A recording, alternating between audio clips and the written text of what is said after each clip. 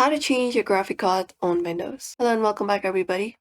If you want to change the graphic cards used by applications in Windows, in today's video we are providing you with a step-by-step tutorial. In order to do so, let's just get started. First of all, we can change graphic cards using our Windows settings. For that, you can go over to our settings of our device, go to System, within System go to Display, and within display, we can just go over, scroll down, look out for graphics, select it. And within graphics, we can choose an app to set the preference for. So we can add up a preference, we can look out for camera or any other application, and you can, set up a GPU preference, etc., and optimize it for Windows games, etc. as well.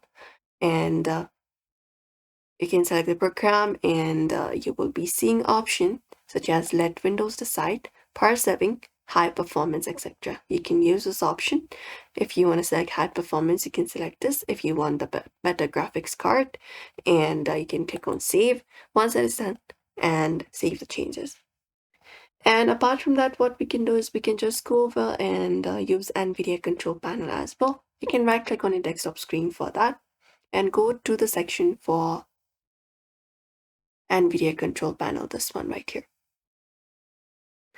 And there you can go to manage 3D settings. So go ahead and find this option called manage 3D settings.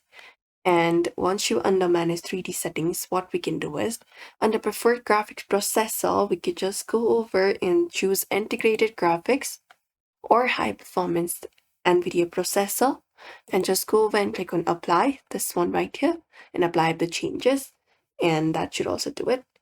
And if you're using AMD Radeon settings, what we can do is we can right click on desktop and look out for show more options, and there instead look out for AMD Radeon settings and choose the application and set the AMD Radeon for that application. And that's it. If you want to check which GPU is being used, you can press Ctrl Shift and ESC at the same time to open up your task manager.